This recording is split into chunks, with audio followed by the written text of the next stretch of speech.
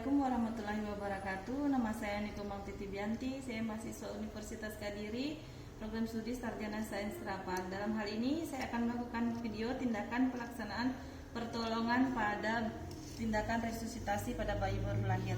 Untuk persiapan alatnya yaitu tempat resusitasi yang datar, keras, bersih, dan kering dan hangat. 3 lembar handuk, kain bersih, alat penghisap lendir atau dili, alat ventilasi balon dan sungkup, lampu 60 watt dengan jarak 60 cm dari bayi. Pastikan penolong sudah mencuci tangan dan memakai sarung tangan DTT. Tutup pintu dan jendela, atur suhu ruang agar tetap hangat. Pertolongan resusitasi kita akan menilai terlebih dahulu tentang penilaian bayi sebelum lahir dan segera setelah lahir. Lakukan penilaian bayi sebagai berikut. Apakah bayi kehamilan cukup bulan? Apakah air ketuban jernih? Apakah bayi segera menangis setelah lahir? Apakah bayi menangis menggap-menggap? Apakah tonus otot bayi baik atau bergerak aktif? Keputusan untuk melakukan resusitasi jika pada penilaian terdapat keadaan sebagai berikut.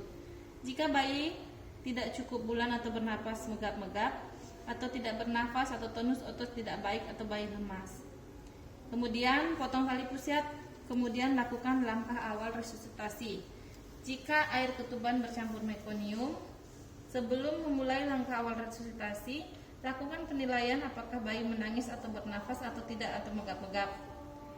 Jika bayi menangis atau menggap-menggap, klem dan potong tali pusat dengan cepat, tidak dan diikat dan tidak dibubuhi apapun. Kemudian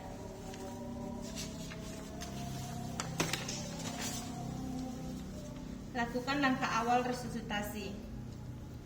Langkah awal tindakan resusitasi yang pertama yaitu selimuti bayi dengan kain dan handuk, letakkan di atas perut ibu atau sekitar 45 cm dari perineum bagian wajah, dada dan tetap terbuka.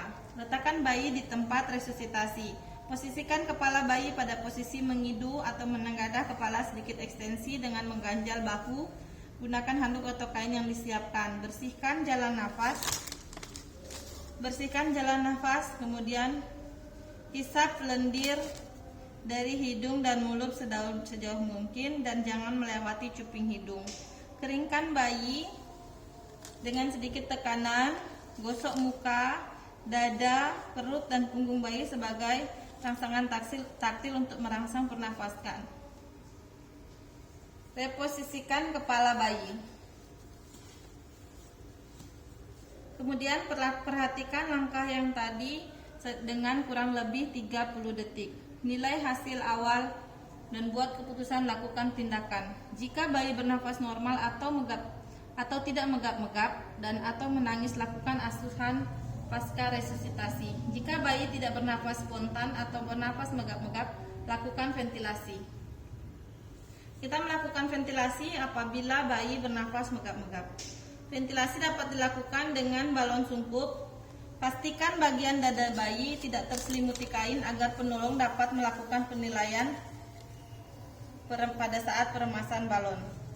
Pasang sungkup melingkupi hidung, mulut, dagu, dan perhatikan perlengkapan sungkup pada wajah bayi. Remas balon 2 kali dengan tekanan 30 cm air untuk mengalirkan udara ke jalan nafas bayi. Perhatikan gerakan dinding dada, naik atau tidak dinding dada mencerminkan pengembangan paru dan udara masuk. Jika dinding dada naik, mengembang, periksa kembali perlengkapan sungkup, apakah ada kebocoran, posisi kepala apakah dalam posisi mengidu, apakah ada sumbatan jalan nafas oleh lendir atau pada mulut atau pada hidung. Lakukan koreksi dan ulangi ventilasi percobaan. Setelah ventilasi percobaan,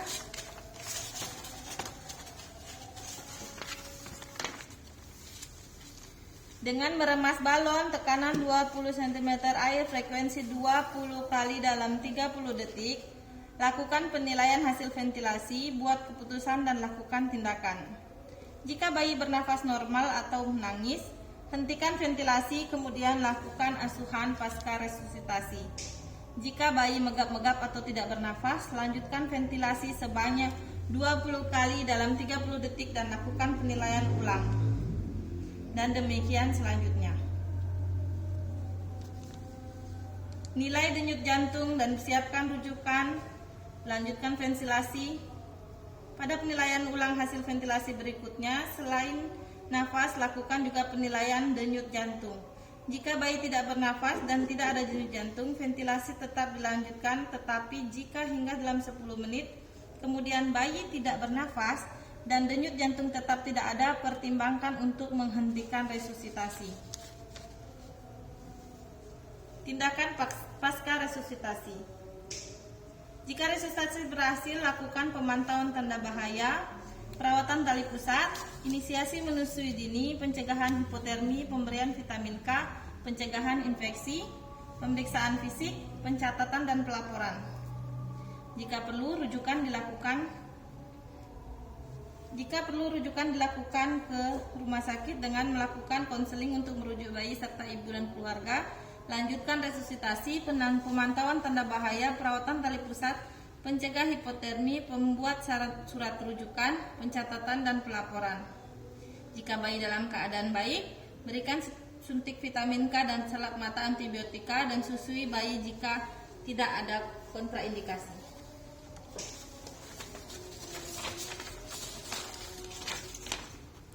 Baiklah, kemudian lakukan pencegahan infeksi seluruh peralatan resusitasi yang digunakan, dokumentasi pencucian DTT sarung tangan dan sungkup, kemudian